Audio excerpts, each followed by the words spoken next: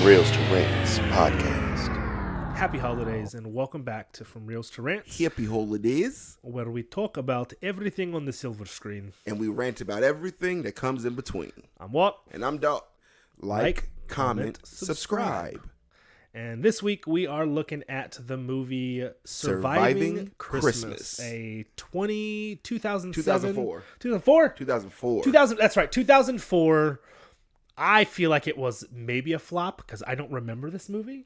This would have been the year before I graduated. Which is super funny. I realize I really hate young Ben Affleck. Yeah. This movie made me realize it. Yeah, young Ben Affleck. So we're going to get into all the things and all the thoughts about Surviving Christmas and holiday movies in general this week. Yep. But to get us started, let's go with our screen scramble. Scramble that screen, baby.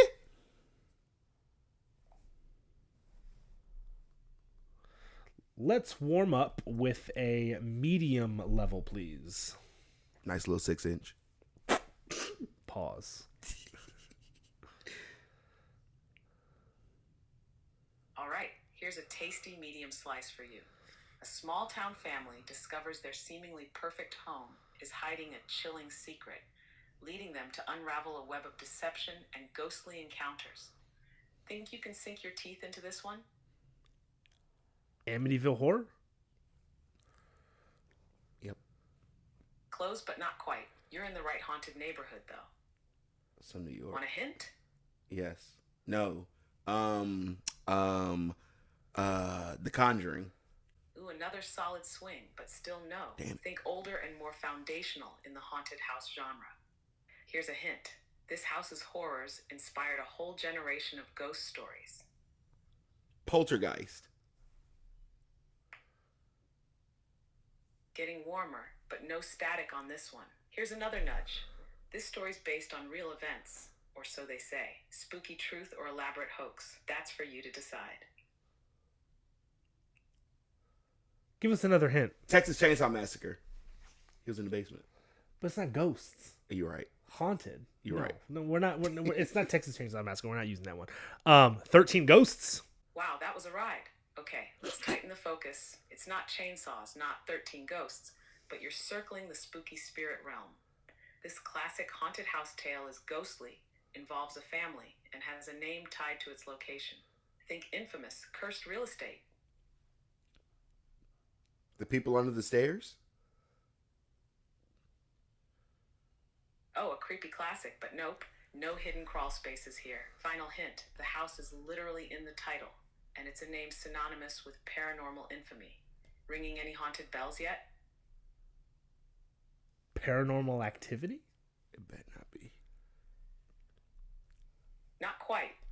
You're thinking too modern now. Okay. Go back to the roots. Think 70s horror, based on real-life hauntings. Yep, it's the Amityville Horror. You were dancing around it earlier. You said that earlier. I literally said Amityville Horror. Okay, anyways, let's go with another medium level. You did say it, just with a cheeky twist. But all right, let's roll into another medium one. A couple's tropical getaway takes a terrifying turn when they're left stranded, surrounded by danger, with no one coming to help. What do you think? Dive in. Oh, I feel like this is what is this? Harrison Ford and Heche.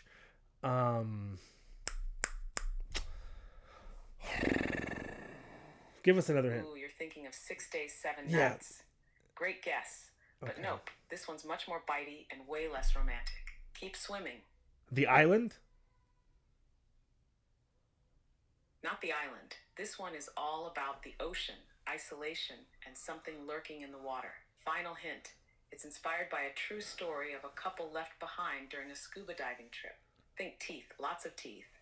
Jaws? No, it's not Jaws, but it is the shark one, where they're stuck in the water after they go and the boat leaves. It's the shark movie. I don't think they're surrounded. They're on an island, but like they go scuba diving and then they're down there and the boat dips and they're stuck in the water and they're like 47 meters below? I don't think it's 47 meters below. Was it? Is it 47 meters below? You're circling the chum bucket now. It's not 47 meters down. You're thinking of Open Water. Open That's Water. the one where the couple gets stranded I never seen Open after Water. the boat leaves them. Is that Open Water? Nothing Yeah. but open sea and predators. Chilling, right? Yeah, it was open. You said it was open. All right, water. let's end with one more, and we'll do the hard level. All right, brace yourself for a hard one.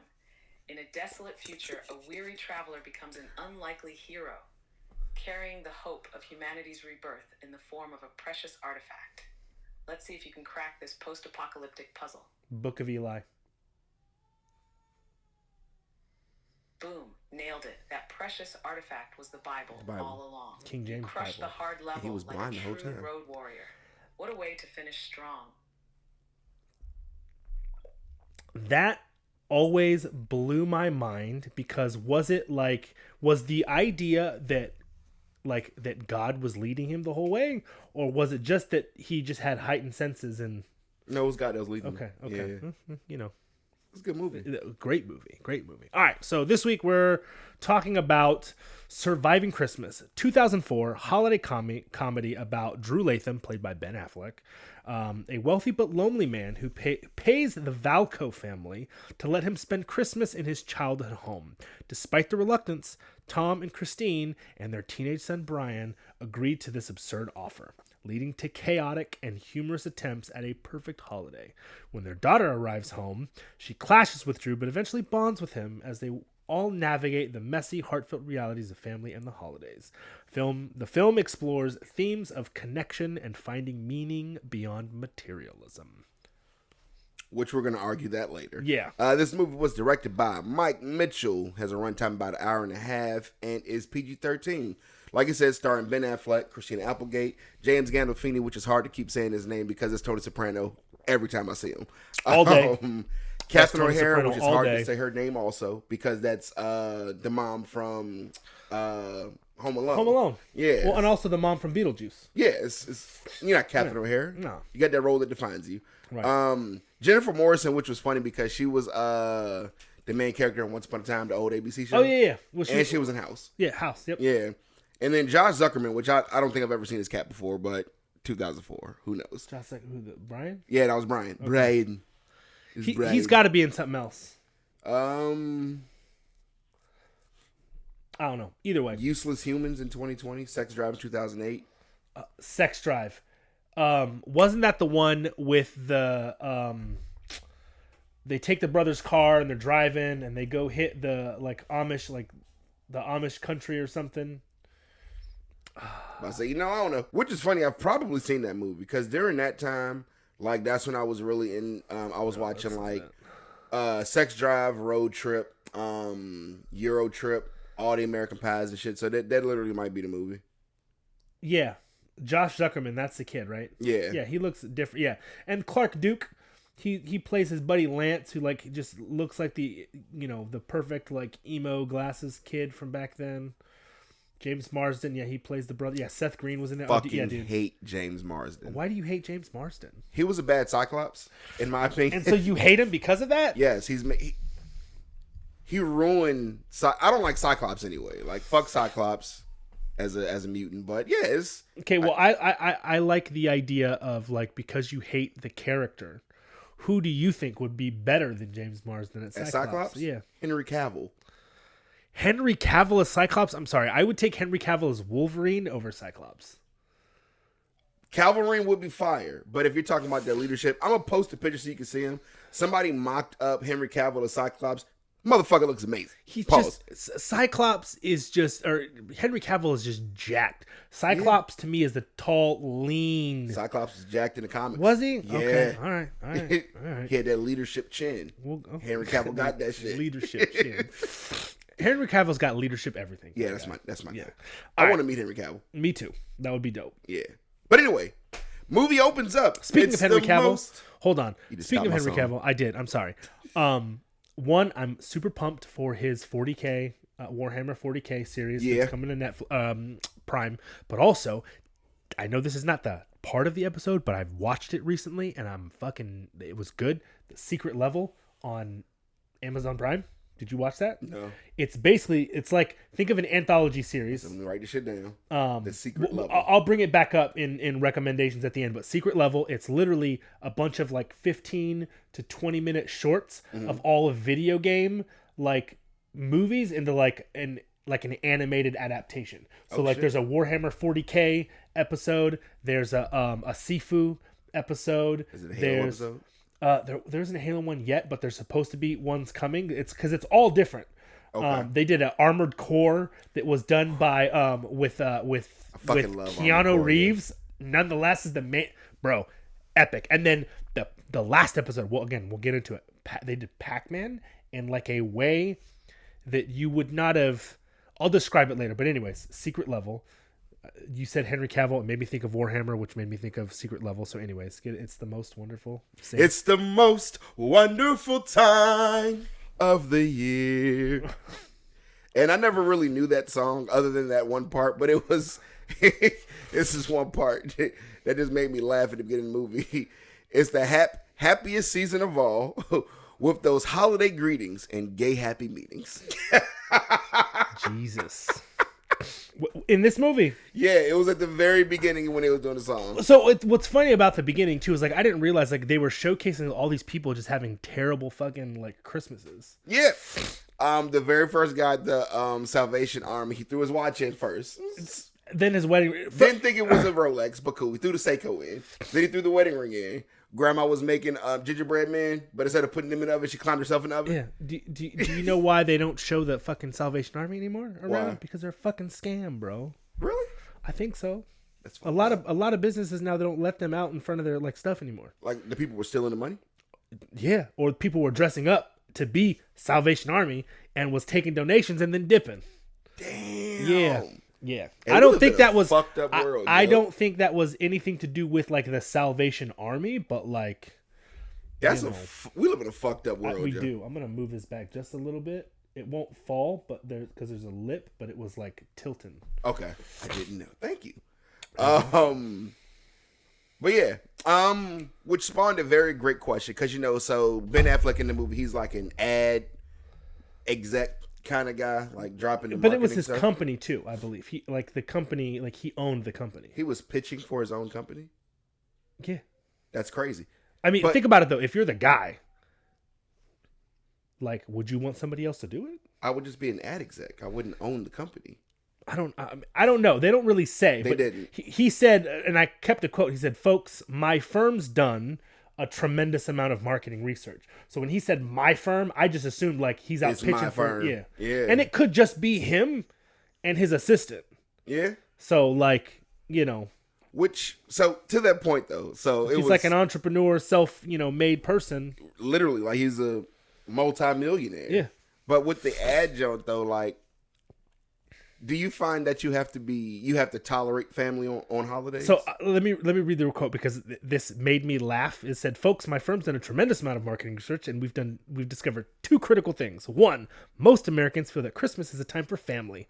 Two, most Americans feel that in order to stand being around their family for even 1 or 2 days, they need to swill as much alcohol as humanly possible." I'm gonna say it depends on the family because, like, your family. Well, okay, so. Even then, it depends on who in the family. Okay. Right? So, mom, dad, sisters, immediate family. No, I don't need to drink like that. I do for fun. Just because I like to have a little bit of alcohol, but not to like get so intoxicated that I need to like put up with my family. Yeah. I've never had that issue. We don't have like super crazy, We do. Yeah. But that's a different side of the family. But right. For the family that we're normally around on holidays, like, I drink as the greeting. Yeah. I don't drink to tolerate you. Right, yeah. The Yuletide and cheer. Let's drink, bitch. And first of all, 10% alcohol in the eggnog is wild. Crazy. It's wild. Do you like eggnog? Hell nah. What? Eggnog is nasty. Eggnog is delicious. Nah, Kira loves eggnog. I do not like it's eggnog. Good. I do not like eggnog. Because Coquito is better. I'll have coquito. Coquito. I will have coquito. Coquito is better than eggnog. But yeah, I'm not doing eggnog. But yeah, eggnog's good. Like, so The non-alcoholic. Do you one, drink like, it hot or cold? cold, Okay. motherfucker? Some people be heating that shit up. If you drink warm eggnog, you're a fucking maniac. Yeah. And Well, you're probably a serial killer. Low key serial killer. Like you probably dress up as Santa Claus and murder niggas on Christmas Day. I don't. Like, There's very few hot drinks that I like. Coffee is one. You walked into on that. Pause all the way. No. Hot coffee, hot chocolate. That's about it. Tea. I don't really care for tea like that. I drink hot water every now and again. Hot water's good for you though. It's supposed to like disperse evenly or like the water should be like, I think, and I could be wrong, I'm not a fucking scientist, should be close to like your body's temperature. 98? It should be hotter than that. Why? I just think so. It's got to be like, For like I think osmosis, it would like. I think it's like 100 degrees or something. It's close to 98. You're right. But yeah, fuck with eggnog. Warm drinks, like I said, tea, hot chocolate. That's probably about it. Oh, okay. Yeah. But Walmart has like the sugar cookie eggnog. I can drink you about a gallon. It's just fucking delicious. This sounds like liquid diabetes. It is. It's fucking delicious though. I bet it is. But on a regular holiday season, like coquito. Oh god, I fucking love that shit, yo. I need to get somebody who makes it good. So we used to have a neighbor that lived in Puerto Rico, or was from Puerto Rico back when we lived in Cali, and she made coquito. You remember Natasha Ruiz? Yeah.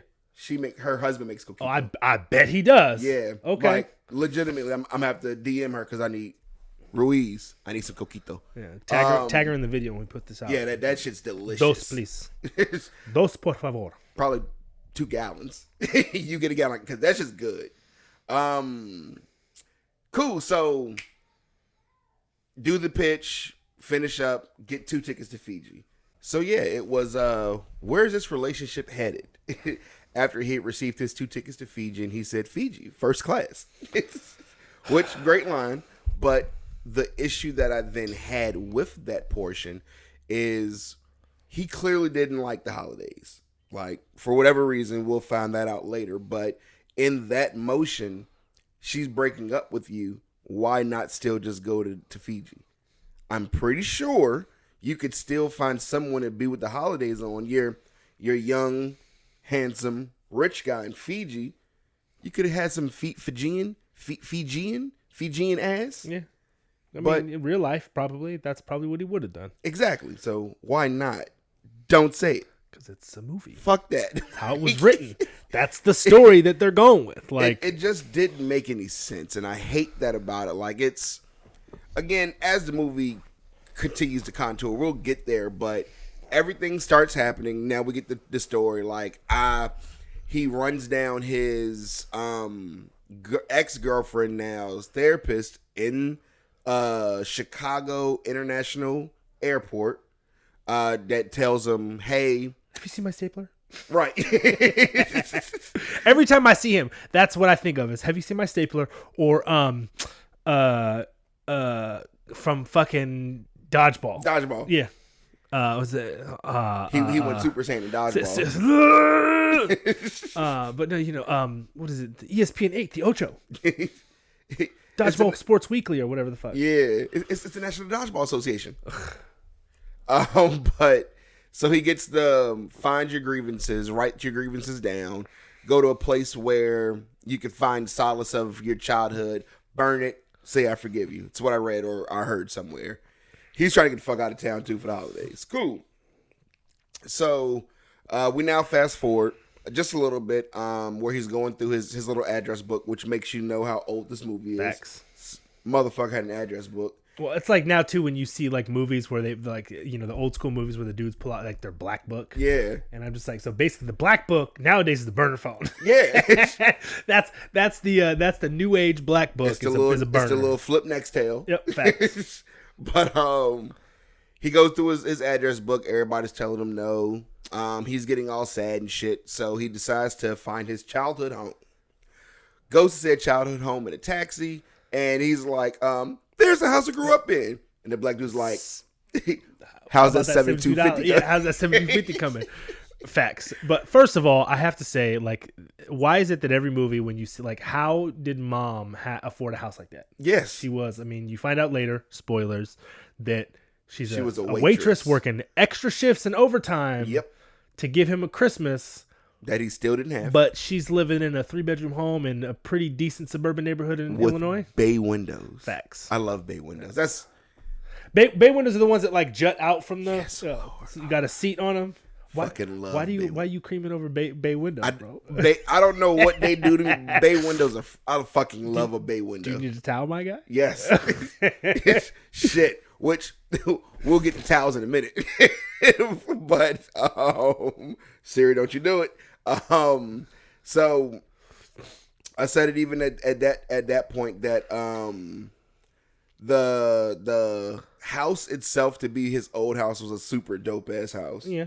So he interrupts. It looked like dinner between husband and wife. I'm sorry, but I cannot get through the movie without every time expecting him to just be Tony Soprano. Yeah. Like I was hoping for some callbacks or some, because this was filmed and aired in 2004, which is about the time that it aired. Yeah. Sopranos was still going for another 3 years. I think it ended in 2007. Yeah, and he had some mobster in the movie. First of all, I'm pretty sure they don't ever say what he did, but I was waiting for it to be like waste management or something because he screamed like garbage man. Yeah. Or like something like that. But there was so many opportunities for him to do scenes or quotes. Like for instance, the part, and I know we're skipping ahead a little bit, but the part where he comes in from breakfast and homeboy's Ben Affleck's eating his fucking salami, and I'm sitting there, I was like, call it gabagool, call it gabagool. Right. Facts. Eating a nigga salami. I didn't even think about that, but he was eating this in slow motion. He was. And it zoomed in on his tongue. And then I was like, he's gonna snap. And he's going to fucking go. I mean, well, first of all, the fact that he hit my guy with a snow domed shovel. Him with a snow shovel. That was some gangster shit. And then he's sitting there looking around and he don't even look scared. So to me, I'm pretty sure that if this movie had ended at the same year or around the end, because, you watch The Sopranos, right? Of course. Okay. So the ending. We don't know if he lived or died. Yeah. They left it open for interpretation. We should go back and watch The Sopranos. I do need to go back and watch The Sopranos because it's been a minute. But, so my thought throughout this whole thing was conspiracy theory. Probably not because it was 3 years prior. But is Tom Valco fucking Tony Soprano in hiding? And it might be, So even though it was years later, this could be like that origin story of what actually really did happen to him. He moved to the white part of Chicago, super low key in somebody's old house, and now he's living as a garbage man. Grow his beard out, right? Because Tony Soprano was. But my thing though too is if he would have left, he probably would have money stashed somewhere. So I don't think Tony Soprano would have been $250,000. But it explains how the house is paid off, or. Him and wife were just arguing. They never said really over what. Yeah. So he literally probably had money stashed out. I gotta choose to live low key. I used to have this. That's how people be failing. Impala. Yeah, that's how people be failing because they can't live low key when they're used to having a type of lifestyle. Yeah, but now I have the excuse to go rebuy this cherry red Impala again. That's why? Oh, it's this rich guy that's currently living with me. I had to buy it. Yeah, Tom Valco is Tony Soprano. So I'm calling it. We got Anyways, it. So they're arguing. Yeah. Well, inside of argument is where you kind of get to meet everybody. So you meet. No, this was after. So was it after? Yeah, it was during. So you meet the little brother who's upstairs with his laptop. Yeah, because before he domes them, they're talking. That's just shouting. Learn about firm butt cheeks. Bro, you zoomed in on the computer? It showed it on the screen. Did it? Okay, I missed it. I must have missed that. I do have, about the brother later because it's a little perv. But what I said during that time, this was the nigga that created Pornhub. You think so? Brian created Pornhub. He was all over it, bro. He was all over it. I'm not Googling it on my machine, but Find out the guys. I'm not Googling shit. Nah. I'll look it up later. Yeah, we'll look it up later. But again, you meet the wife. I immediately said, no, that's not the wife. That's Kevin McAllister's mom. Right, yeah, facts. That's all I can see. What was Kevin McAllister's mom's name? Was it Catherine? Kathy or Catherine sounds right. We'll find that out too. You continue. So he's looking through the window. He's being super fucking weird. Oh my God, it's my house. He kneels down in front of the house. Wife notices him. Like, the fuck is this nigga doing? Kate McAllister. See? Catherine. So he kneels down. He pulls the letter out. He burns it. When he goes to release it, bow, domed. Back of the head, snow shovel. Knocked out. Now, I mean, knocked out for some time. Because it was daylight. And then it was night when he woke up. Which, next level white people shit, right? Why would you knock somebody out and then pull them into your house? First of all, that was number one why I was like, that's fucking Tony Soprano. Yeah. Because he mopped him and then dragged him in the house and just left him at the entryway. Right. But also, number two, every neighborhood has a fucking peeping Tom neighbor who calls the cops on and dumb nobody shit. called the cops. Right. No, nobody. So they know this motherfucker, he works for Waste Management. But I'm not dragging you in my house. I'm not letting you roam around my house. None of that shit. You would have been hog-tied, zip-tied in the garage. And you had a detached garage. Facts. Yeah, he would have been in the garage. Hog-tied with a space heater beside your head. Yep. That's it. But wait, why a space heater beside that? because there was a space heater in there. Oh, okay. that wasn't alluding to anything. No, I was just like, what you remember, like burning their skull or no, something? later on in the movie, when the sun's in there, there's a space heater in there. Yeah, okay. So yeah, that's all. I wasn't alluding to anything. But I was just like, what is that? Some like weird form of torture or something? It might be. Space heaters cook. They do cook. They do cook. This opens up an interesting question for the movie.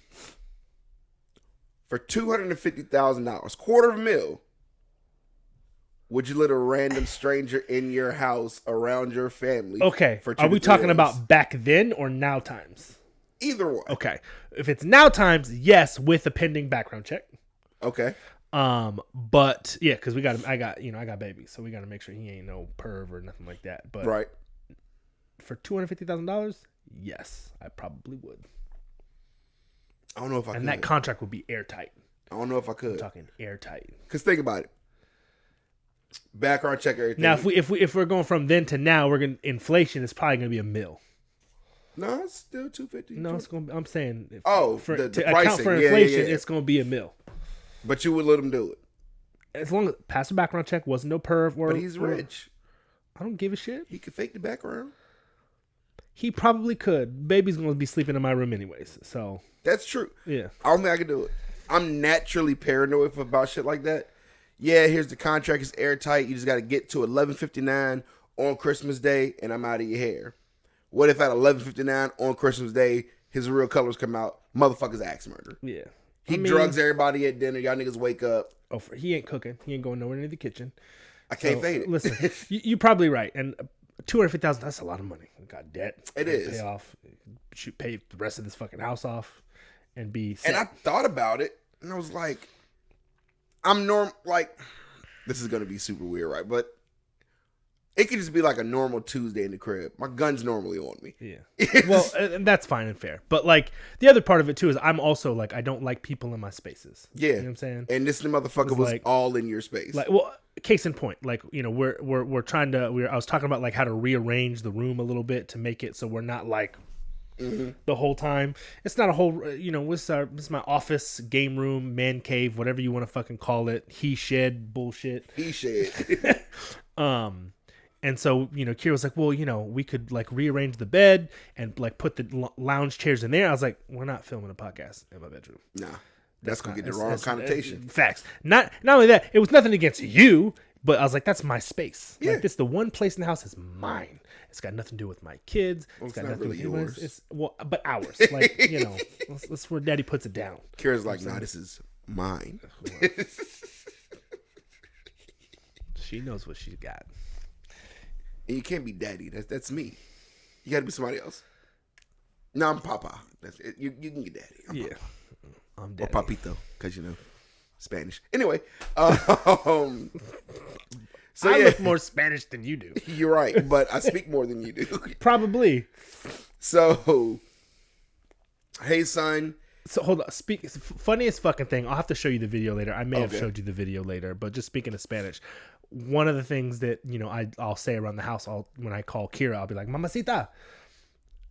we've got a video. Lottie started calling Kira Mamacita. And so you hear her from the camera in the bedroom, Mamacita, come here, in a little baby white girl voice. It is the funniest thing ever. The girl's terrified of me.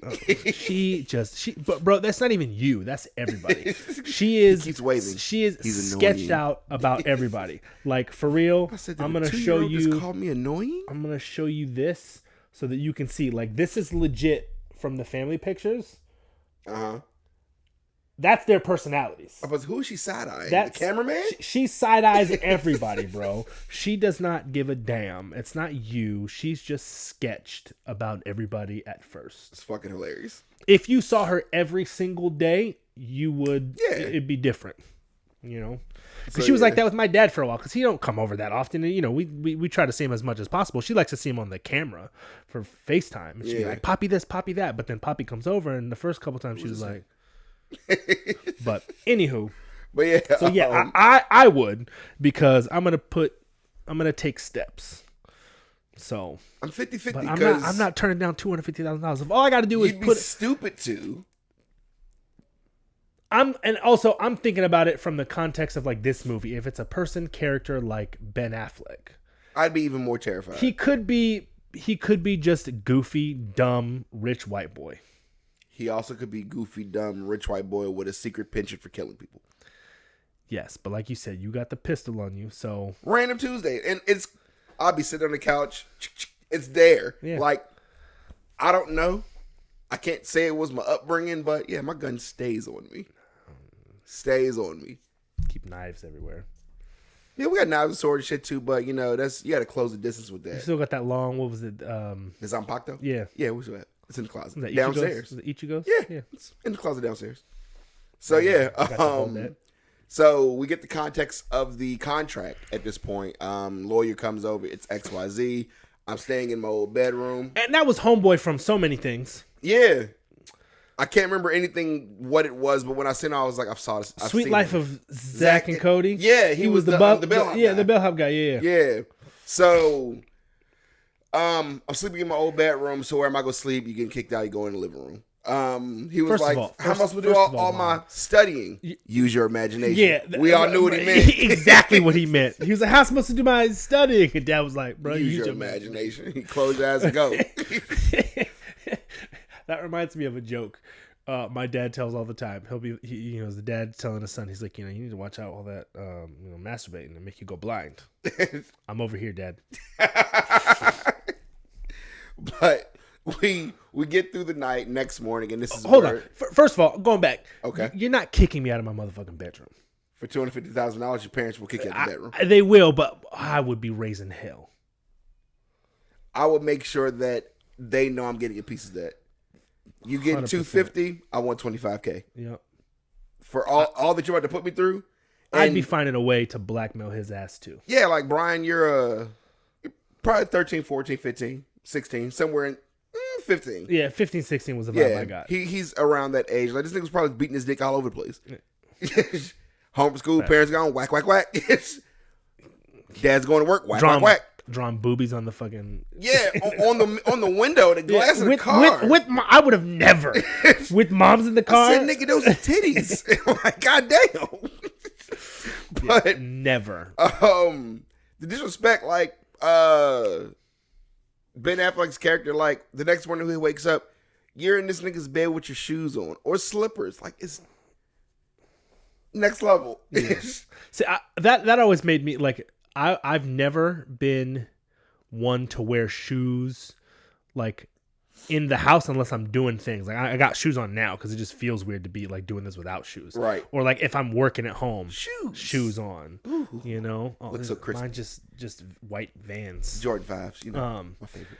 But yeah, like you walking into the house with like house shoes was a weird thing for me. Yeah. Like, people with like the slides in the house. I'm like you're at home. You're tracking your outside all over my inside. But no. I'm talking about the people that just like they have the slides that are legit just for the house. Like you get home, you take your shoes off, you put your slides on. That's weird to me. My first impression is that they don't like dirty socks. I would assume That's fucking walk around barefoot. right. Well, I wear socks all the time, but yeah, I don't wear slides in the My house. feet Like, get hot. If my feet get hot, I get hot, and then I get irritated. I'm So always hot, I'm but you barefoot. know, I got ugly feet, so and they're white. I don't give a shit. I'm at my house. I don't care. They're ugly, so I keep Ashy socks ass on. feet.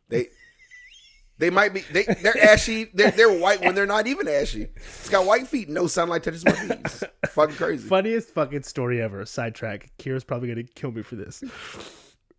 The girls had gotten out of the bath. You know, before obviously they get lotion before, you know, they put pajamas on and all that stuff. And so, you know, Lenny is asking like, why we gotta wear lotion? She's like, well, because your skin gets dry, you get what we call ashy, right? And so she's like, what's ashy? She's like, when you're, you know, like your skin gets white and dry. And so she like pointed. I was like, I showed her. I was like this, like my elbow. And so then Lenny looks at Kira and she goes, Mom, so you don't use lotion because she's white. She was ashy. Kira kicks the door in 3, 2, 1. But that was the funniest thing. So yeah. So the additional disrespect, which we had a banister when I was a kid too.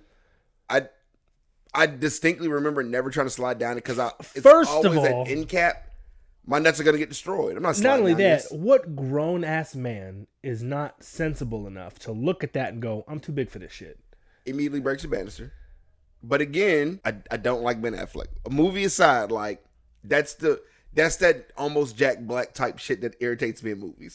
He's a Chad in this movie. Is he a Chad? That's some Chad shit. Or Preston or whatever the fuck, you know. Preston. That's some Preston. It's the preppiness. I mean, his name is fucking Drew. He doesn't go by Andrew. It's Drew. Yeah, Drew. I'll give you that.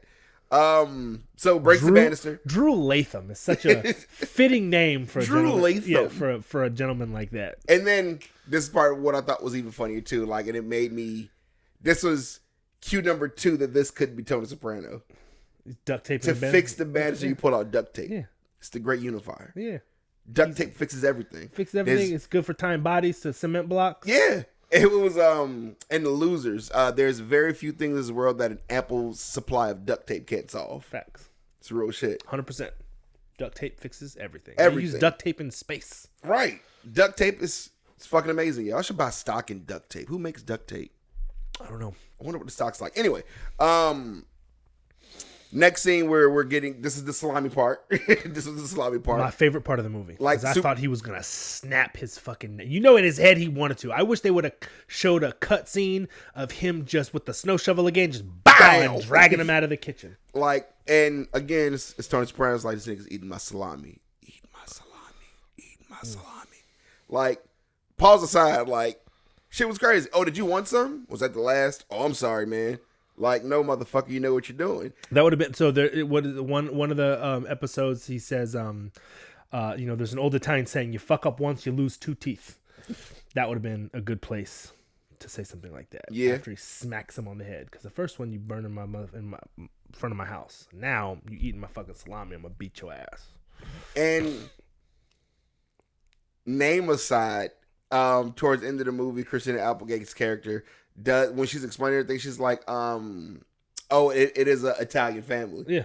Well, Valco. I mean, it's fucking Italian. Is it? Yeah. Valco. Could be Russian. Maybe. Vilko. Maybe. I'm just saying. Anyway, so everybody's getting dressed. We're going Christmas tree shopping. You got to wear the hat. Yeah.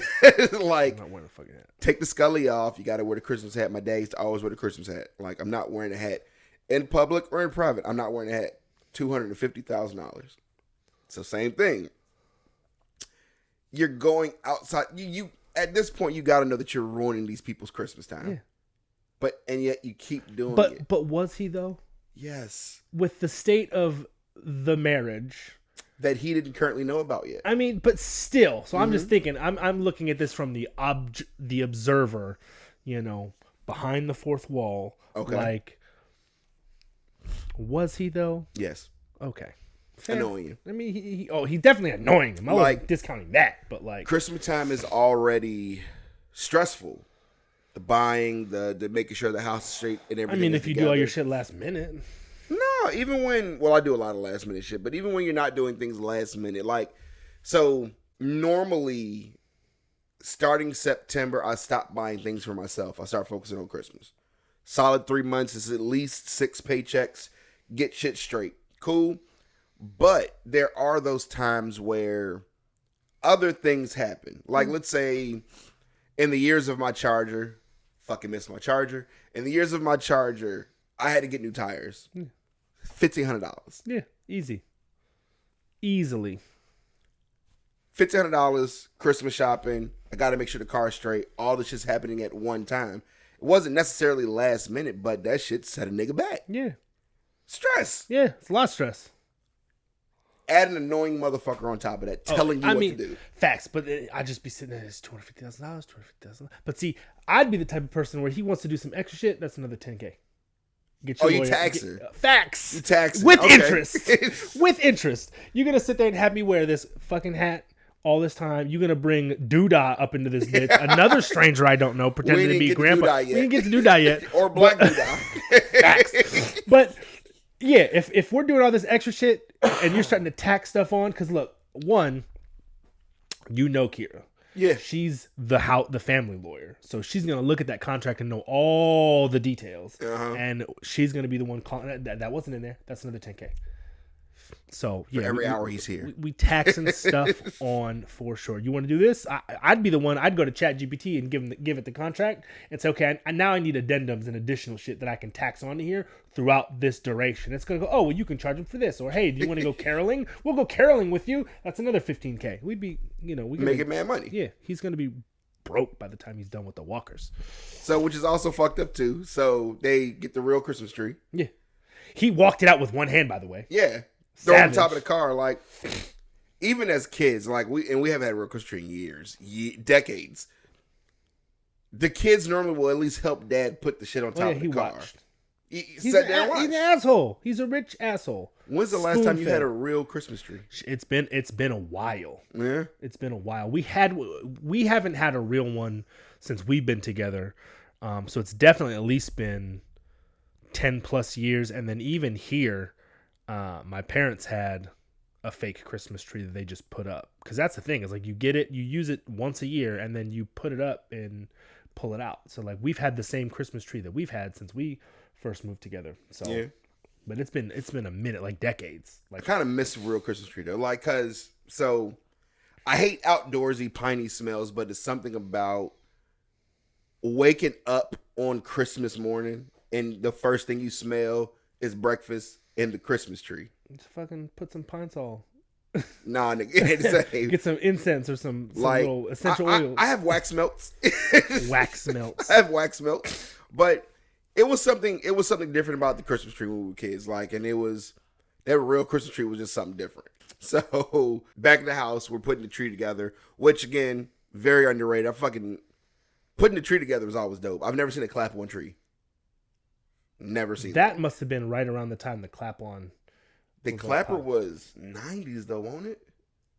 It'd be late 90s, early 2000s, which think so? Yeah. We'll Google that shit later. It might not have been like super popular, but it would have definitely been more popular than it is now. Because I hear that's the first time I've heard someone reference the clapper in years. Yeah. So like the very next time, well, this is my first time watching Surviving Christmas, but at that juncture, I hadn't seen or heard anybody reference the clapper since Bruce Almighty. Clap on, clap off, the clapper. Yeah. Morgan Freeman. It's my guy. Do you know the song "Oh Christmas Tree"? Oh Christmas tree, oh Christmas tree. Na, na, na, na, na. I don't know the rest of the words. So that's primetime Caucasian. Yeah, I'm somewhere in between, my guy. Primetime. All I know is "Oh Christmas Tree, Oh Christmas Tree." And then, I know the melody. To know that song in full, primetime Caucasian. Primetime. And you're going to see as this movie keeps going, the Caucasianness just keeps going. Yeah, it's up and up. Right. So we get to knock on the door. And now we finally meet Christina Applegate's character, the daughter.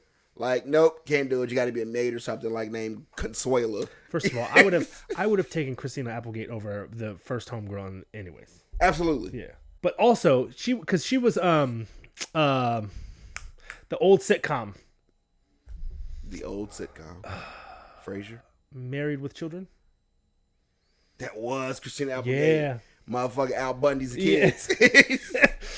But yeah, no, Christina Applegate, yeah, for sure. And then the funny line, like I'll say that's the one that kind of gave me like the chuckle. Christine, since when did you have a daughter? Like that shit was funny. Yeah, but like, you could be a maid. Yeah, Consuelo. Like no motherfucker. Like so clearly, Dad has a much better relationship with Christina Applegate. What was her name in the movie?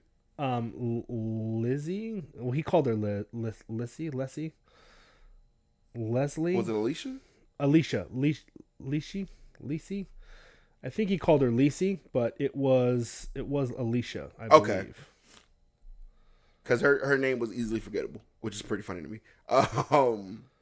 But trees on, everybody's looking, and Brian's like, I can smell my eyeballs burning. Yeah, Alicia Valco. That's what it was. Alicia, cool. Yeah, so he called her Lisi. Yeah, I can smell my eyeballs burning. Yeah. Funny. That shit tripped me out when it could trio. Oh yeah, I can smell my eyeballs burning. Yeah. Yeah. So again, there's times throughout the movie where clearly I had some laughs. Yeah, it was kind of funny. The movie itself, from a funny perspective, it wasn't terrible. Yeah, there was some funny parts, and we're getting to some of the even more funny parts. We are. So next day's a full snow day. Brian, wake up! Snowball fight. Come on outside. It's a snow day. It's the first snow day. We're outside. It's not clearly Brian's not having any fun. He'd rather beat his dick. Like. You hit this man in the face with snow. Well, first of all, he's a fucking, 15, I think he's 15. Yeah. You ain't want to do none of that shit at 15. I did. Yeah, snowball fights was fun as a bitch. I mean, yes, remember, but I'm saying, I got 4 older brothers. Yeah. That shit was fun. Yeah, that. But, he's, essentially, because his sister's older and does not live there, he's an only child at that point. Yeah. He's got no siblings, so he's a loner. He wants to be up in his room, beating his meat. All day. Yeah. but he's... Instead, but also, you've got a grown stranger who kicked me out of my fucking bed. Exactly. That's perfect time to get this nigga back. I'd have been beaming his ass with snow. I'm talking about compressed. Dad got him back, though. Clearly got him back. Did you see motherfucker's face when they came? Nigga said, throw it at me. Ha. My turn. Like when he came back and his cheeks were scratched. Scratched. We said no ice balls. Huh? Like I see you beat my son up. Cool. Yeah, it's mine. Yeah. No, again, we ain't playing that game. Session 3 when he definitely turned back into Tony Soprano. Yeah, 100%. Eye for an eye, motherfucker. Got you, B. So we get back in the house. Ben Affleck's character is like a little bruised up from the ice balls. They're at the table again, and it's like, well, hey, I kind of don't like the way these conversations have been going. Here's a script, motherfucker. Yeah, doing a table read, basically. Yeah, wrote a scene out for you. This is where you meet White Doodah. Yeah. White Doodah. There's a distinction. We'll get to that later. But White Doodah gets the introduction, and even at this point, Alicia is still trying to talk. And she's like, should you go get some water or something? Yeah. Like, go do something. Yeah, like go wash laundry. He was like, this weather is killing my joints. Silencio, por favor. Like the bickering at the table. Yeah, it was that shit was top notch funny. So we used to go shopping with my doodah. Everybody get in the car. We got to go get this done. So doodah, you should have a cookie. Like I can't have a cookie. Like please have a cookie. My doodah he loved the cookies. Well, I'm a diabetic, so facts. I can't have these cookies. Yeah, he's like, if I eat the cookie, I can't act because you're gonna kill me. So they do their Christmas shopping, different stores. Of course, Tony Soprano goes into a meat place. Yeah, facts. With a bunch of other Italians. Yeah, get some more salami. You got the Christmas hat on, they start clowning them like old ass clown jokes. He sees brother and sister walking, like, no, we're gonna shop together. So I guess the shopping wasn't that important because the scene was super fucking short. Quick. So back in the car with everybody, mom screams at dad, slow down, the roads are icy. Which leads to another funny part for me. He was like, good improv. That's something that my mom would have said, yeah, before your dad threw her out the car. Facts. So again, session 4, Tony Soprano coming out. Mm-hmm. So now we're back at home. We're in the garage. This is where you got the hanging floodlight. Mm-hmm. You got Brian full frontal with the Playboy in his face, with the space heater behind his head. Yep. He was definitely at that point about to start cold choking. Oh yeah. Straight up. My man was like, "Up, there go the titties." As soon as I heard the jingle at the door, what does every 15-year-old do when they hear the jingle at the door? They don't try to pull their pants up; they put the covers on. Yep. So he puts his covers on.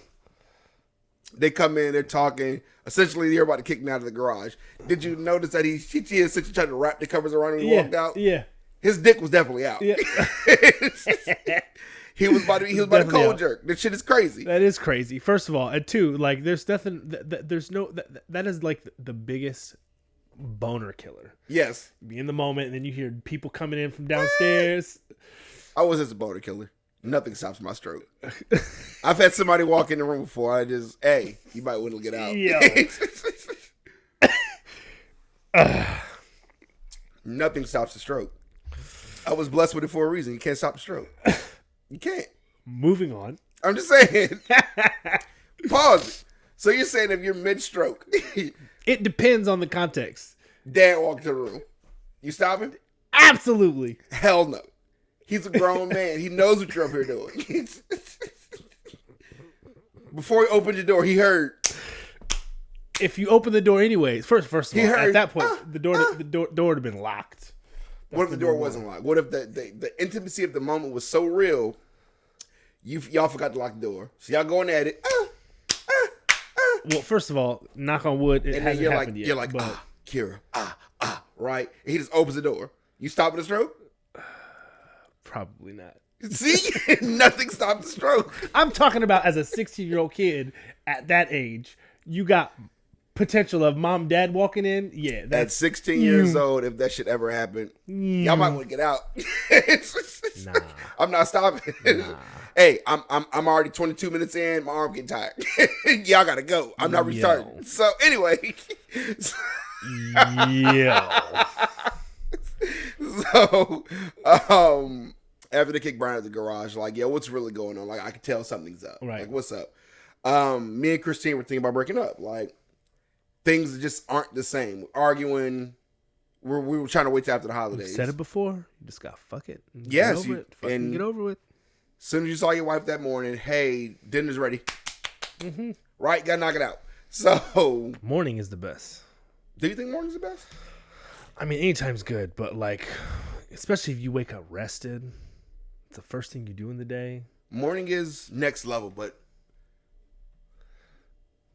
unsuspecting morning sex or work is over, kids asleep, we just got the shower, I got this energy. It depends. I mean, they're both pretty on par. Yes. But like, I'm thinking it depends on the day. Because like, one, I'm never turning it down. That's just ever. Number one. That's whenever. But if I've had a shitty day or I'm just fucking tired, like, I'm not going to be at my best. But fresh morning wake up. Roll over and just, you already got the morning beef going, so just roll over and just get in. Yeah. I can see that. But, only caveat that could happen, possibly happen with morning sex, what if both of y'all got really bad morning breath?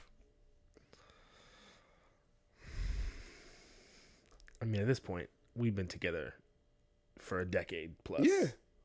I don't give a shit. I mean, I don't either. Like, I'm just saying, like, kiss me with morning. I don't give a fuck. Like, I'm gonna brush my teeth anyway later. We getting it in. Yeah. So I don't know. Morning sex is great, but. And then you know, we both work from home, so then there's those like afternoon quickies. So it's like, when's your next meeting? Nigga, I wish. Nigga, I wish. I got 30 minutes. Bet. Work from home. All right. Gary, is that a new shirt? No. So, it's time. Go do something for Tom. So this is where he talks Tom and just like getting out, like doing shit for him. This is where he comes back with the fucking Impala. But I'm gonna go talk to Christine. Like, what's going on? Like, oh, everything's fine. It can't be fine because you're stuffing bras in Brian's drawer. Right. So tell me what's going on. Hey, it's just issues, going through some shit. you are a beautiful woman. You need to go. You should know that you're beautiful. I'm gonna set up this whole photo thing for you. Go get your sexy on. Jesus. Essentially. So go get your sexy on. So The photographer was the first clue. yeah, Motherfucker but was a creep. what I thought was super dope in that scene, this is off kilter shit. So the very first thing I noticed when they shifted the camera to Kevin McAllister's mom was Sorry, Monopoly, and Clue. Yeah. Those are games that growing up in the 90s, that's shit that you had to have. Oh yeah, everybody had Sorry, Monopoly, and Clue. Clue is my shit. Like, again, rest in peace with my cousin. Like, we used to call him Nancy Drew. Motherfucker never lost that Clue. Oh yeah. And I mean, it was like a good I've only played a handful of times. 30 games. We be in his living room going. And by, I'd say about 8 questions in, if that, Trey already knew who the fuck killer was. He knew everything. He asked really good questions. And for the life of me, I never got how he did it. But I already know who it is. Like, I'm just waiting for y'all now. Like, nigga, who? I'm going to go out real quick because I don't believe you. Right. Like, it was Colonel Mustard in the study with the candlestick. Pull it out. Cool. Now that I know that it's clearly not what it is, like, I put the card down or whatever, he'd be like, no, it was Professor Plum in the conservatory with the broom. Like, how the fuck did you get that? Yeah, first of all, how do you kill a motherfucker with a broom? Right. But I was like, wait, what kind of broom? It was legitimately like 37 games. Trey never lost a single game of Clue. That's crazy. But the next morning, Ben Affleck's character asks the daughter to go out and have some fun. So let's go. I bet you're going to have fun with me. At the time of Ben Affleck and them having fun, Mama's doing her photo shoot. The photo guy was actually one of the vampires from Blade. Yeah, that's why I remember his face. Yeah, well, and that's why I was like I was like he was the first clue of like him being a shady, creepy character. I was like, I know who you are. Yeah, you the nigga from Blade. Yeah, they pulled your fangs out. Facts. Again, this is just rehashing it now. This is where I realized I hate young Ben Affleck. Like, up until that point in the movie, I was like, he was tolerable. Yeah, but now I'm like, I really would need to sit back and think about this. When's the last time I actually liked Ben Affleck, the accountant? And Snyder's Justice League and Batman. Yeah, but that was after the accountant. Okay, facts. Yeah. So nothing before Jay and Silent Bob. Dogma? Jay and Silent Bob, when he was literally just playing the guy from Dogma. And they're fictional characters. Like, I liked him in that because his role was like 7 minutes of the movie. The Ben Affleck smoking meme is one of the best memes on I the tried internet. to go back through every time I said Ben Affleck. I was like, I don't like this motherfucker. I do not like. He had another movie, Reindeer Games. I do not like this motherfucker, yo. What about Oh, there is one young Ben Affleck movie that I do. I do like a couple of them. Obviously, Dogma, Jay and Silent Bob. The joint with Matt Damon. Good Will Hunting. Good Will Hunting. Yeah, but no, it was after that. There was also one. What was it? Where he robbed the bank. Fuck Ben Affleck. In the neighborhood. I don't remember. Anyways, but there was another one. I think it was Paycheck, where he like. It's an old movie. I'm gonna fuck up the plot, but basically, was that the one he was jumping through time? No, he would invent things and then they'd wipe his memory. I could have sworn he was like super smart. It was called The Paycheck. Yeah, The Paycheck. I like that. Was a good one. Yeah. Yeah. But that was also young Ben Affleck. Fuck Ben Affleck. Anyway, you white, you Ben Affleck. I thought they were going sledding, but apparently it's called tobogganing. It's peak white people. Next level Caucasianery. Yeah, next level Caucasianery. Tobogganing. I was like, I'd never, because it's not a sled. It's a toboggan. That's a sled. It's a toboggan. Again, we were broke back in my day growing up. Sled was whatever you would make. Yeah, radio flyer, the motherfucking with the wheels off. Yes, and it made me. Well, you also have to remember too. We grew up in California. We didn't have snow. So we had to go up north to like damn near the border of Oregon to get snow. And that was like a funny part. Or too, to like Tahoe in Nevada. It was 1 year for Christmas. Like I had finally got my bike. Like all my brothers had bikes. Well, you was the baby. That's right. You were the last one to get a bike. Finally got my motherfucking bike. Like it was me, Boo Boo. I want to say it was Chris, this dude down the block named David, my best friend at the time, Deontay, and one of our best friends, God bless the dead, Sequan. We were just riding. What was his name? Sequan. Sequan? Yeah. Yeah. Sequin. Can't do that. He's dead. Oh, my bad. My bad, Sequan. My bad. But we all got together, was riding around through Northside or whatever, and there's like this insane asylum, like way in the back of Northside, like past Chicken Box and all that. Past and what? It was a place called Chicken Box. Okay. They closed down now, which is so sad. I was there for the last Let me Chicken guess, Box. you got chicken in a box? Yes. Chicken chunks and fries is like a hood staple. Chicken chunks? Chicken chunks and fries. With the big chick sauce and Hold the on. motherfucking cherry soda. Were chicken chunks just chicken nuggets? No, they were chicken chunks. They were not chicken nuggets. You would understand this stuff, Gary, if you ever had Chicken Box. Chicken Box is a staple. How big were the chunks? This was like they're Fucking chicken nuggets. Them motherfuckers were huge. Chicken chunks and fries with the big chick sauce. Chicken chunks. Yes. Oh, fucking good. I'm crying over here. And it was so crazy. Like it's fucking chicken nuggets. The Chicken Box in the heart of Northside. It was ran by a white woman. Was she at least like a southern white woman? No. Oh. She was mean and surly, but she made some good ass motherfucking chicken. I bet. She put all that hate into the chicken. She fed ruffians for like 40 years. Oh, so you had to be a savage. Yes. You had to be a savage. You can't, no. You go inside the line, close the fucking door. Yeah. Jesus. Letting out this cold air. And chicken, the entire restaurant of Chicken Box was literally the size of this room. Oh, I bet. Sorry, technical difficulties, but we're back. So we'll chop. Chicken Box. So Insane Asylum, downstream Chicken Box. Right. This is way before that my brothers or my friends fucking told me when you're going down a hill, you don't touch the brakes. Oh, yeah. So, long ass hill, deep ass hill, covered in snow and ice. Start going, hit them brakes. I went flying. I bet you did. Airborne. Yeah, I bet you did. But the even more fucked up part about it was, as I went flying, my feet caught the handlebars. Oh, no. That bike whipped my ass. I bet it did. Falling down that hill.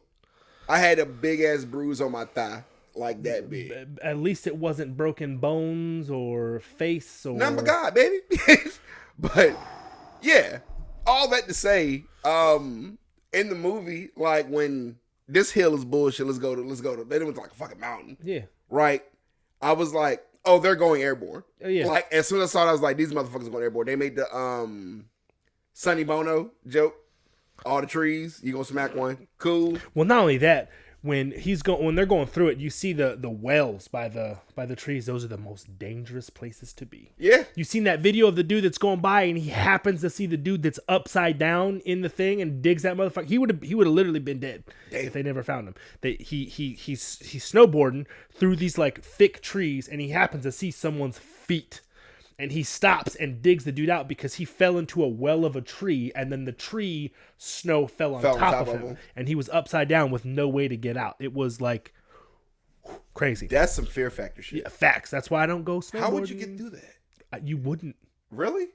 Unless the you snow's have that compacted? Unless you have like a shovel or something. But he's like, you got to think too. He's like still attached to his board, right? Upside down. Can't get his like feet to him. He'd have to be able to move his hands enough to dig himself out. And I don't know if he could do that because the dude said he's like, I couldn't move and like thanks for stopping. Like it was crazy. Couldn't lick the snow. Lick the snow. What's that gonna do? Make space so you can start moving your head. No? I don't know, man. I want to try this shit now. I don't want to try this shit. Anyway, tobogganing, they air. Yeah. And then it's a super awkward part, like you can tell, like, for the sake of the movie, they're catching feelings. Of course. Go for the awkward kiss, she sneezes as soon right as in his fucking face. Again, I never seen the movie until we watched it. I didn't realize that she was in it, but as soon as the doorbell rang and she was there, I was like, oh, The love interest. Yep. That's where the Called movie's it. going. That's it. But sneezes right in his motherfucking face.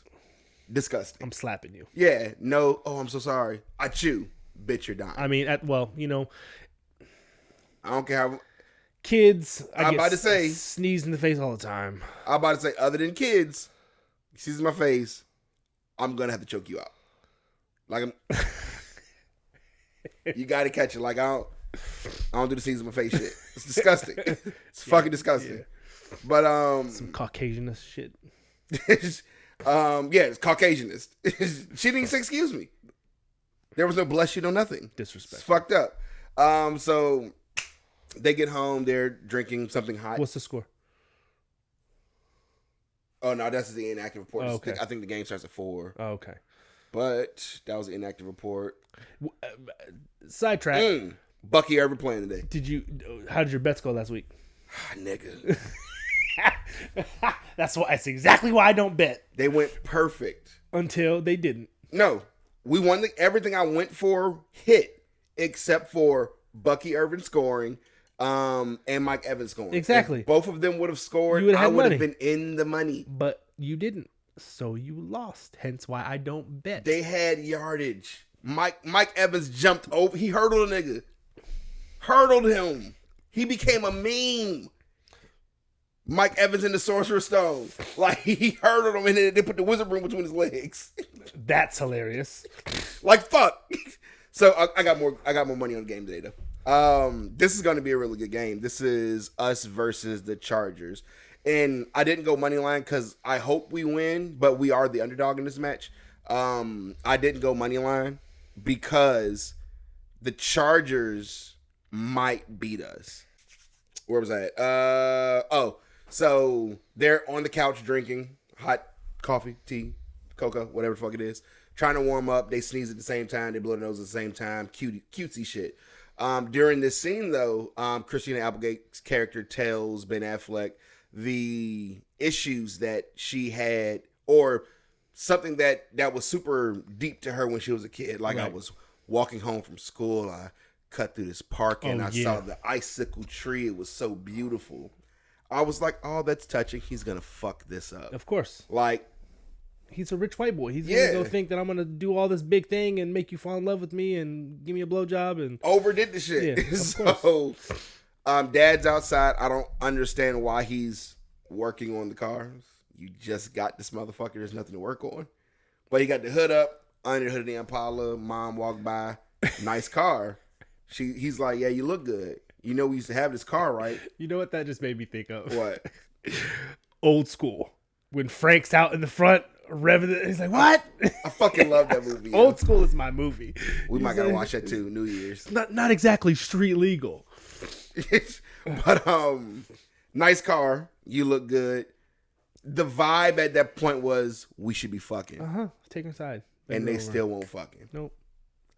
Hop in the car, let's go. Yeah, let's go around the block real quick. I'm fucking. Mm-hmm. Like, and then you know those old Impalas like that. The front seat was the front seat. Yeah, the bench. Yeah, you could have just. I'd have been. That's a quality car fucking right there.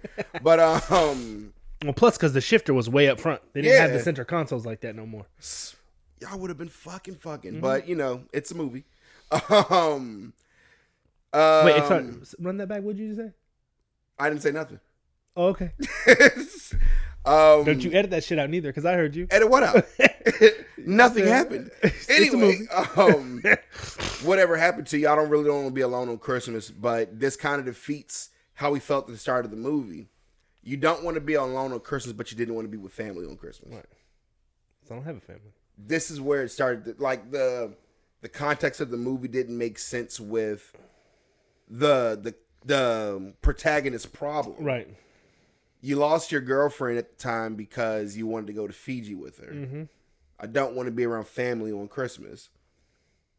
Only to then be around family on Christmas and then bitch about that you don't want to be alone on Christmas. You didn't want to be alone on Christmas. This is why you're choosing to ruin the Christmas of another family. Right. It didn't make sense. Mm-hmm. That poor and lazy writing. Mm-hmm. Like, but the original reason he wanted to go to Fiji was for that purpose. But now What was the whole Fiji trip supposed to be about if you don't want to be alone? Getting pussy. Right. You could have got pussy in Fiji. Fijian ass. But that's what the original was. That's what it was for. We're going to go away for the holidays. And instead of feeling down and depressed, we're going to bang in Fiji. Right. But now you're telling Christina Applegate's character that, nah, I don't want to be alone. It doesn't make sense. Of course not. For all of that, you could have just went to Christmas with her family. Right. Crazy. Stupid shit in the movie. But this is, again, like I said, where they really start falling for each other. Through their conversations where we're getting to know each other a little bit better. Like, he still ain't got no game, right? Because now this is where the fumble coochie part happens. So, hey, I want to show you something. Hey, walk with me. Hey, is this the part where you kill me? Ha, ha, ha. Cool, put this blindfold on. You trust me? I mean, how much you really trust the person you just met, right? You're about to get killed. I hate when people ask that in movies when it's like, clearly I've known you for 2 seconds. Yeah. Do you trust me? Hell no, no. motherfucker. You're not Prince Alibaba from Aladdin. I was literally just thinking that. I was like, first of all, facts. But you are not Prince Alibaba. Anyway, so he recreates the. Actually, technically, when he first said that to her, he wasn't a prince yet. He was. No, he wasn't. He was. Do you trust? You're right. He met her in the street. You're right. That's when he fell in love with her. He wasn't a right. prince yet. He became the prince later. Yeah. And that's when, do you trust me? Yeah. And that's when, before they sung one of the most beautiful songs in all Disney history. Mm-hmm. Yeah. I'm not going to sing it right now. Thank you. It might come out. I can show you the world. Show you this dick. Shining, shimmering, splendid. Tell me, princess, now when did you last let your heart decide? All right. Yeah. So, like I was saying though, they go to the tree. Oh my God! Like this, you recreate the icicle tree. You should have just left it at that. She is enamored. Yeah. You could have just left it at You that. about to get the draws, brother. Yeah. You about to get it. They literally hit the floor. Literally. Mouth drop. You was getting You something. heard though. And then what you do? You call in them cute guys. You make a whole production out of this girl's feelings. Pussy dried up. Draws came right back up. Like the She got the Sahara chastity Desert. belt on. Titties got locked up. All that Facts. shit. It's a Like, wrap. you fumbled the pussy because you thought. And Fumble Rooski. this movie had me arguing a thought when people say money can't buy you happiness. It can. It sure can. Motherfuckers riding jet skis look pretty happy. Right. I could choose to do what the fuck I want to do when I want to do it. You're happy. Yeah. Money can buy you happiness, but we'll tackle that near the end. But all that happens. She catches an attitude. She goes back to the house, follows behind her. Where we now get to Brian's room. He was definitely preparing for the holiday season jerk yet again. Mm-hmm. That's Dude, all he was doing this movie.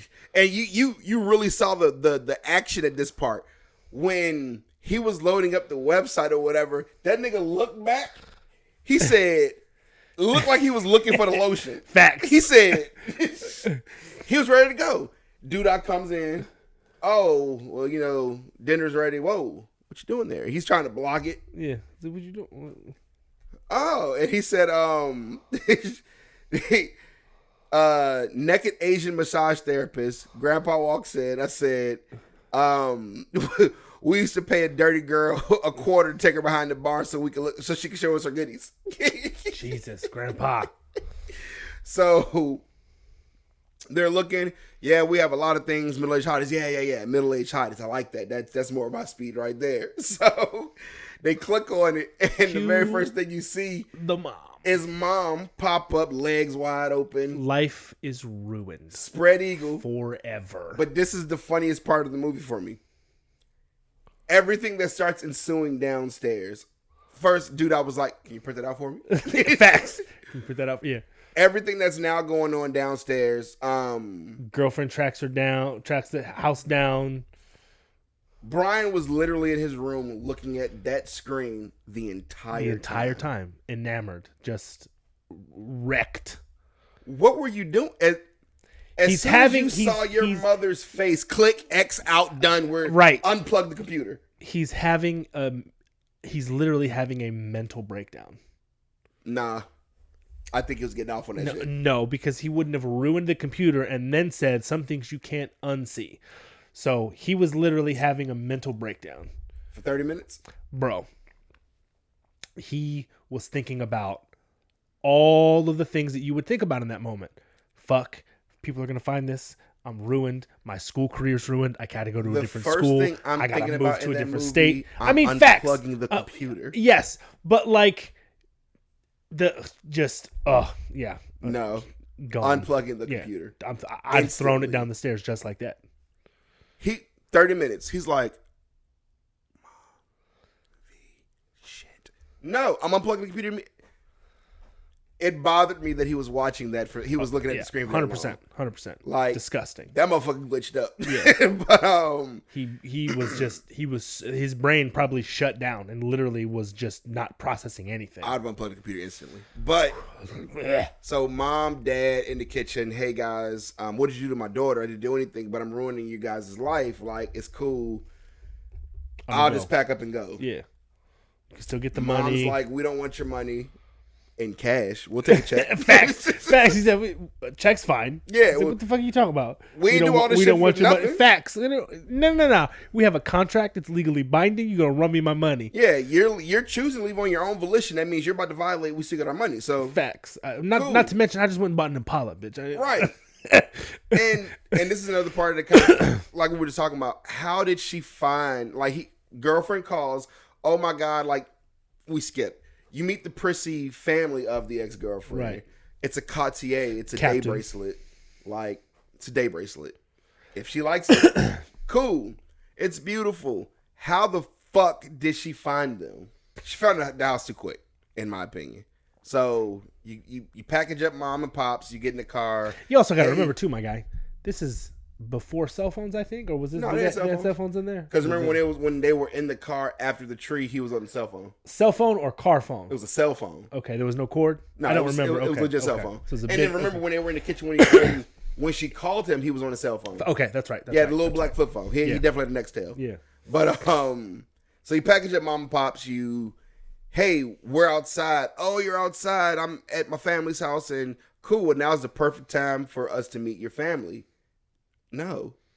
Like, this is all about to come down. Like, I'll give you $25,000 more if you finish out the night with me. Like, let them meet you, and we're good. Did you say 25 or was it 75? It's 25. I think it might have been 75. It was 75. Because it was 75 because near the end of the movie. Because now we're talking 325. Yeah, facts. And it was 250. So yeah, 75,000. So, I just need you to put on one more time for my people. So they come to the door. Hey, this is mom. This is pop. My brother's upstairs. Da da da da. Cool. So they pick up we never seen any baby pictures of you. Like, oh, that's not you. There's no dingle. Like, no, it's bad. It was just so big. Mom had to tuck it back. Oh yeah, he was big. Like, so another knock on the door happens. Now we meet Black Doodah. Jesus Christ. Black Doodah was a pimp. Black Doodah was Shaft. Yeah. Like, he sees mom and all the makeup. He's Matter like, of fact, that's one of my favorite. The Tom Valco says, "I think your mom's starting to like your grandfather hitting on her," and then Drew goes, "That's a sentence you don't often hear on Christmas." And he was like, "I think you should come to the door." He was like, "Why?" He was like, "It's Doodah, but and he's black." And he talked right over it. Yeah, he's like, "Why is he black?" Open door. Who are you? Doodah. It's my Doodah. He's black. Like, so they're sitting down, they're drinking, they're mingling. Black Doodah is all over moms at this point. All over moms. Like, off the chain. He's getting pissed. Like, Tom's getting pissed. Like, it even got to that point where he wanted to say something to him. He picked him up. Yep. Season 5, Tony Soprano's about to come out again. Facts. So Christina Applegate's character comes back into the kitchen like, yo, I wanted to apologize. I did overreact. I understand what you're trying to do. You're a little heavy-handed, like, but I get what you're trying to do. Mwah! Lays the lips on him. Uh-huh. I got a Christmas gift for you. I'm going to go get it. Cool. The triangle begins. Christina Applegate comes out. Ex-girlfriend comes in. That's just standard movie trope at that time. we can package all Builds this the up, suspense. get them out. We can go to Fiji right now. But they told me come get like a cheese ball. I don't know what that is. Here, bitch, cheese ball. Take Yeah, it. fact. Bye. Right, take it and go. So when she's leaving, hey, I love you, kisses. Christina Applegate's, of course, at the back door. She gets pissed. Hey, it's not what you think it is. This is just no. The intentions that I got from this was that you just want to go to Fiji. Yeah. I don't know how she gleaned that from what just happened, but cool. I just need you to play my sister, and then we're out of your hair for good. Christina Applegate's character at this point, like Alicia, she goes over the top. Like, I get that you're mad, but why are you now about to ruin the possibility of everything else just because you're upset? The possibility of everything else, she just poured her heart out to him. True. She's come in and she kissed him, which is her telling him, I want to start something with you. Yeah. But if you're that mad that you just saw him kiss, or it's not even the point of you seeing him kiss the other girl, the convo of I just want to go to Fiji, you're doing this just so you can take this bitch to Fiji. Yeah. What are you really mad at? Right. Like, and it goes back to what we talked about previously. Like, men were simple. Simple. Say, this is Feed what I me, want. Fuck me. Leave me the fuck alone. Like, this is what it is. It's clear cut, simple, boom.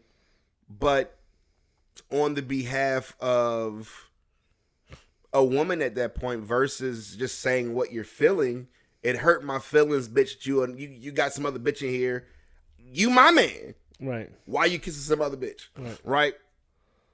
But nah, it then turned into, instead of telling you my feelings, I'm just going to show you wrath. Right. I'm about to torch all this shit down. Like, so that was kind of where, That's a woman for you. You said what? Nothing. I said that's a woman for you. You ain't lying. She blows up inside the living room with Brian. Brian is still looking at his mom throughout all this, which is wild. And I was like, everything happening upstairs, and all you can say is Caucasian ass dick. Like, again, you're still looking at your mom. Mrs. Van Gilder, Glider, the mom, racist as fuck. Oh, facts. She said that I don't think you were trying to be garish and obnoxious when I looked the words up. Ben Affleck's character was definitely garish and obnoxious. What is garish? Garish is when you're heavy-handed with everything that you're doing. Yeah. It's garish and obnoxious. So, he's a white guy with money. Yeah. The sense of entitlement is absurd.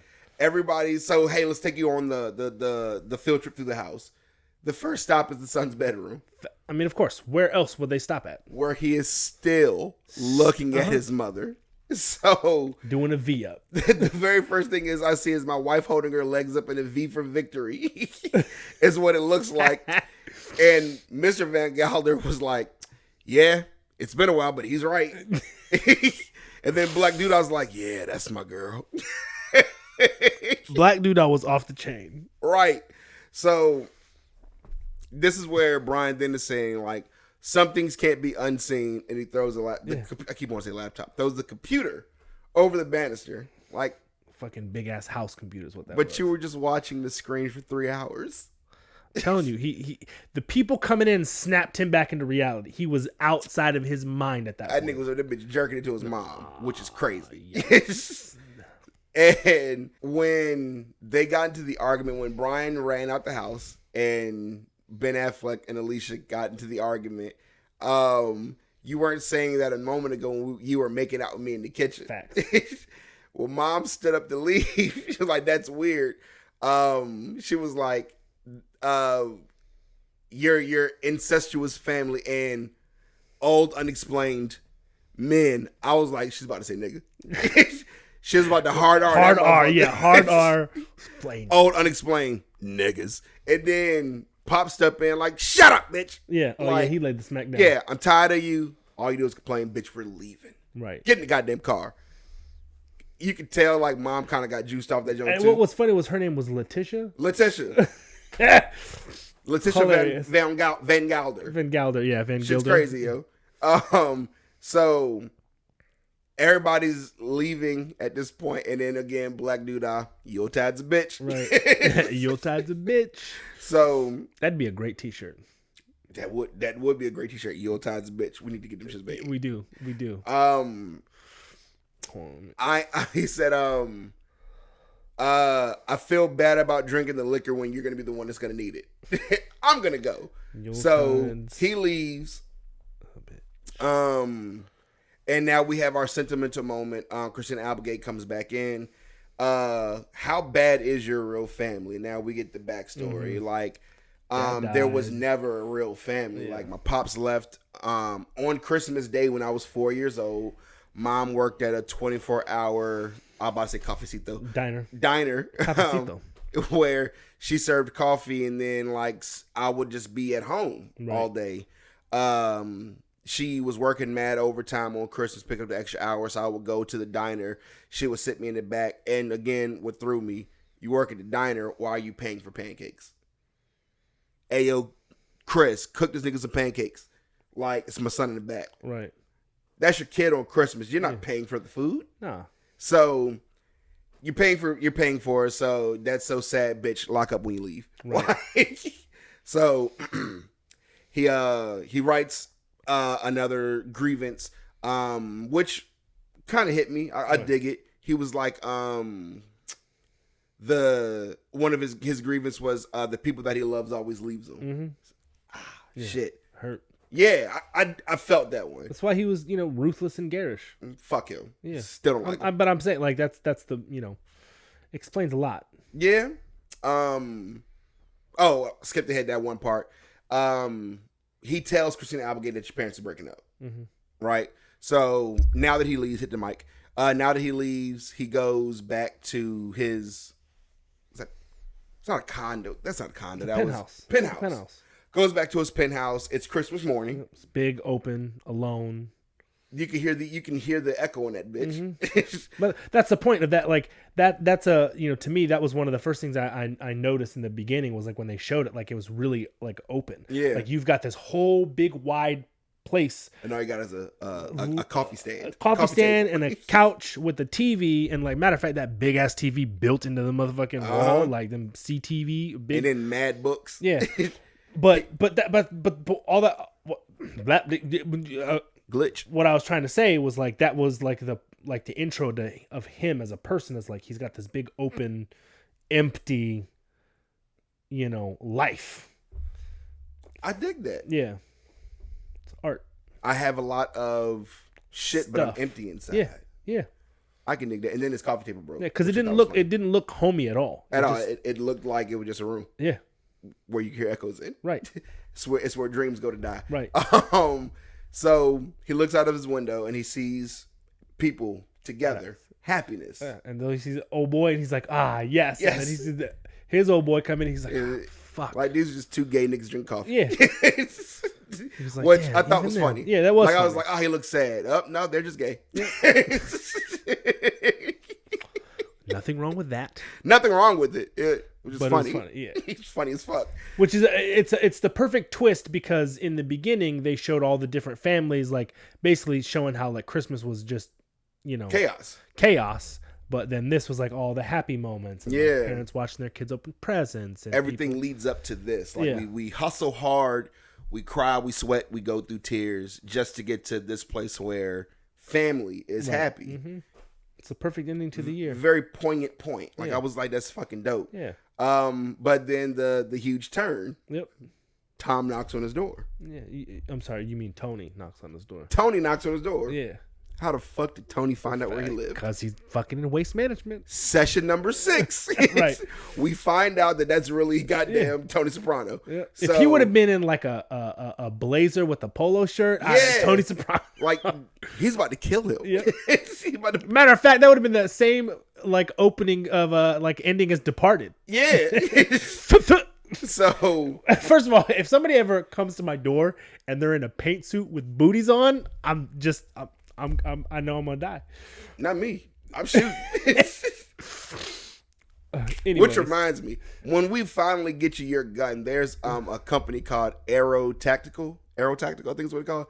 They have like leisure wear, like sweatpants, joggers, shorts, with the gun holster built into the motherfucker. I know. Yeah, I got you. I asked for it for Christmas. Okay. Phil was like, I'm not buying this shit for you, nigga. Why?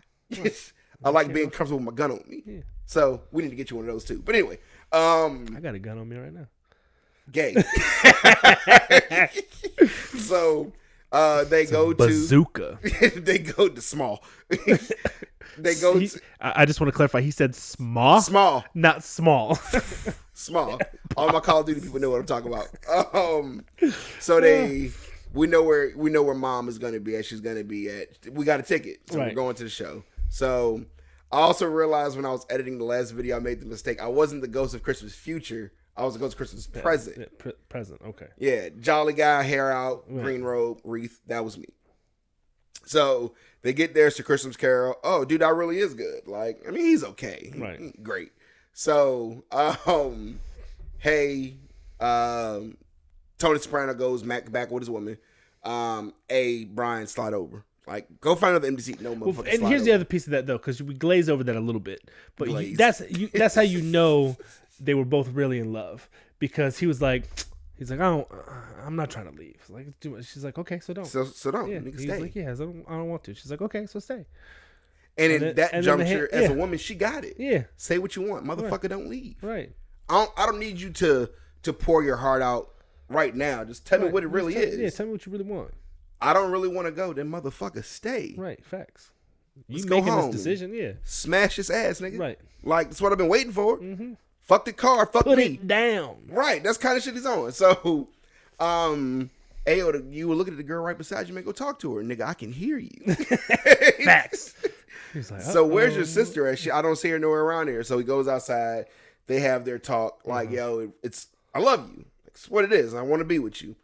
As they're on the steps kissing, the Van Gilders pull back up. Oh, he's kissing his sister. That's open mouth. And that's where the, Caucasianness. No, I was going to say top tier. And thus begins the downhill of brother and sister. Right. So. Brother and sister tropes. They're discussing, get me out of here. And they drive off. They skeet off in their Benz. I'm keeping the cuts yet? Yeah, like, bitch, I don't care. I can buy another one. Right. And now the final scene is they're in the diner where his mom worked at, not in the back booth, but in the front. The end. Yep. So it was a nice, sweet little ending. Ratings. So this is a comedy movie. Yeah. Plot. 1. I gave it a 3. No, I gave it a 1. It's thin, implausible. I could argue lacked coherence and emotional depth. It's a 2. You're making a very good point. Like, I'll go up to a 2. Yeah, I'll give that a 2. I'm dropping down from my 3 because I definitely was at a 3. It was a movie. I was like, I get it. Like I said when I pointed out the poignant moments of.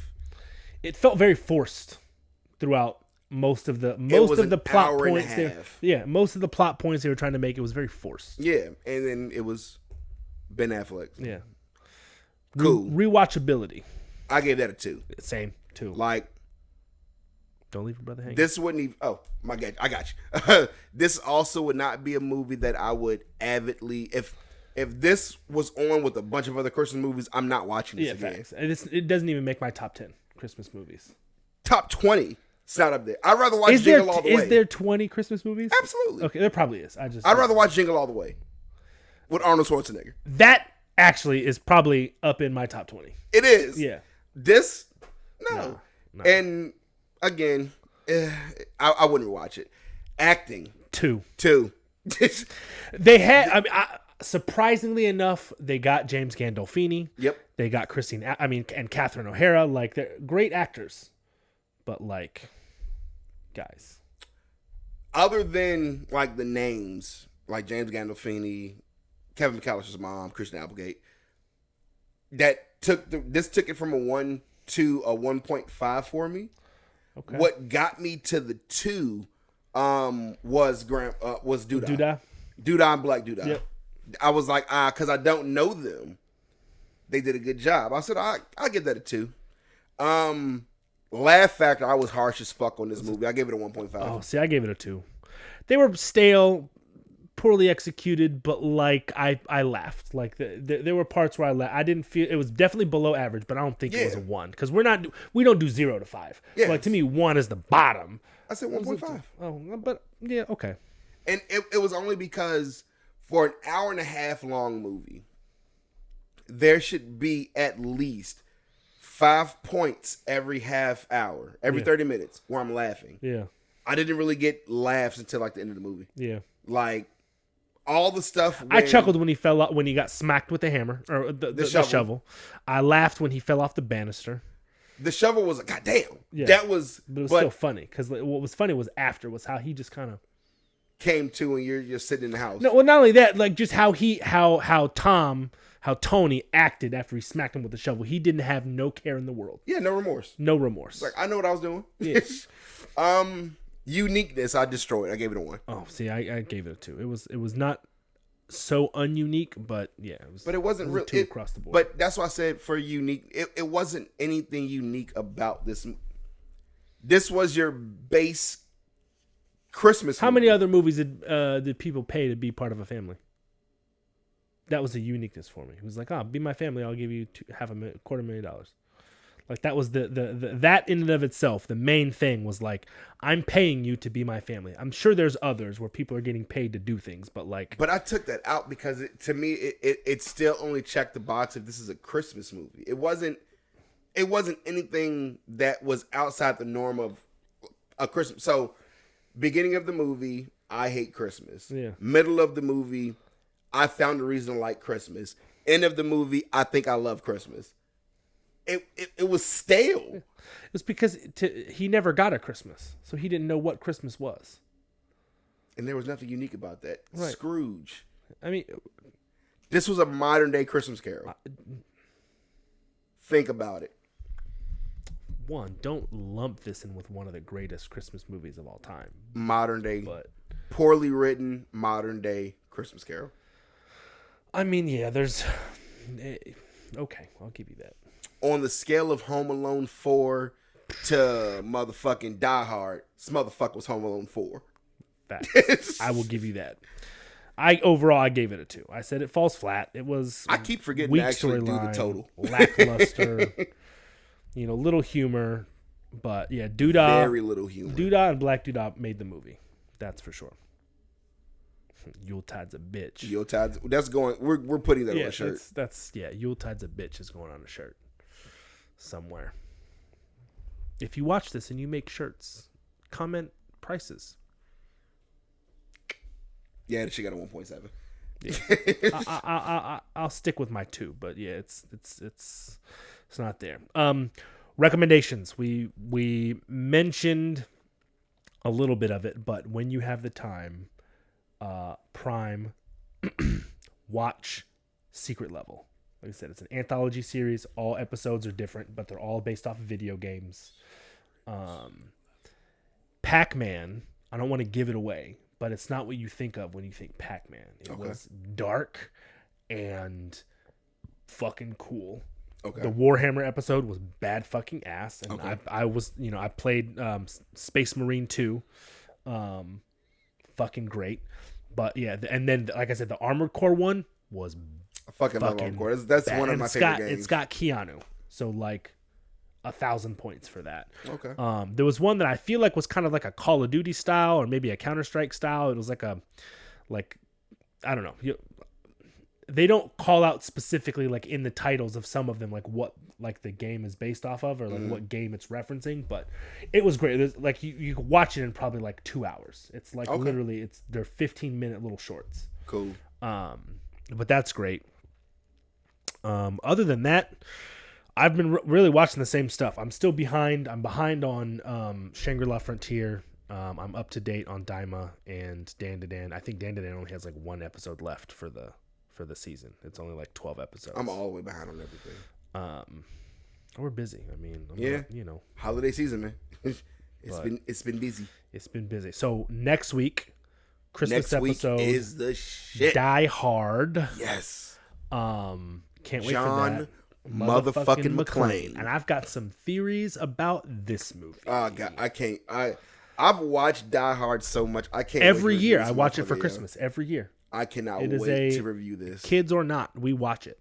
Christmas Eve, Christmas morning, whatever. I watch it at least once a year, but multiple times a year. Fuck A Christmas Story. Yeah. And you're gonna shoot out your eye. Nah. Fuck all that shit. We still watch some of the other Christmas movies. Yippee-ki-yay, motherfucker. The kids like to watch The Grinch. They like to watch, the Santa Claus and all that stuff, but fuck Die Hard Tim next Allen week. and the Santa Claus. Yippee-ki-yay, motherfucker. Yep. Like, now I got a what did you say? Gun, motherfucker. Yippee-ki-yay, motherfucker. Oh, God, I can't. I saw the funniest fucking meme the other day. You've seen the movie Love Actually, right? Yeah. Okay. So I think I saw or Kira sent it to me. I don't remember, but basically, so Alan Rickman is in Love Actually. So it's this woman and she's watching Love Actually and she's sitting on the couch and then she sees the scene where he's out with his wife and she sees him buy the necklace and so she thinks she's getting that for Christmas and she opens it up and it's a fucking CD. Or something, whatever it wasn't the necklace. I don't remember. But then it shows the girlfriend that he's been fucking stepping out on wear the necklace. And so then she pauses the movie there and she goes to watch Die Hard just to see the motherfucker fall off the window. It's like, I'm going to get your ass. But that was a fucking great meme. But yeah, Die Hard. And then I think we decided off camera. Red One for Rock. To end out Christmas. December, so we'll watch Red One the following week, which I think is great because it's got the Rock, Captain America, Omni-Man, Omni-Man, J.K. Simmons. Yeah. Speaking of J.K. Simmons, have you ever watched the movie Whiplash? Every time I see J.K. Simmons, I just recently started calling him Omni-Man. That's motherfucking Schillinger from Oz. Yeah. J.K. Simmons plays a jazz like band teacher or like director. What do you call it? The orchestrator guy. What do they call him? The conductor. He at like a college or whatever. But he's like one of the best, like the best. Like people go to this school to be under his tutelage and be led in the jazz band by him.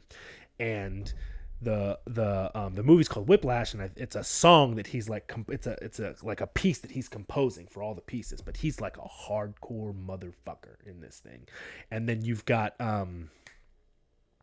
Miles Teller, who's come up and he's a jazz drummer, right?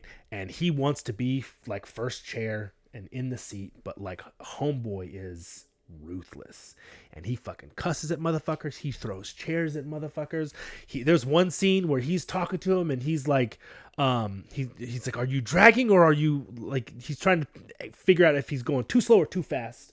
And he's like, you will be on my time. He's like, are you on my time? And he's slapping this motherfucker across the street. He's like, play the bar or whatever. And so he's like, were you fast or slow?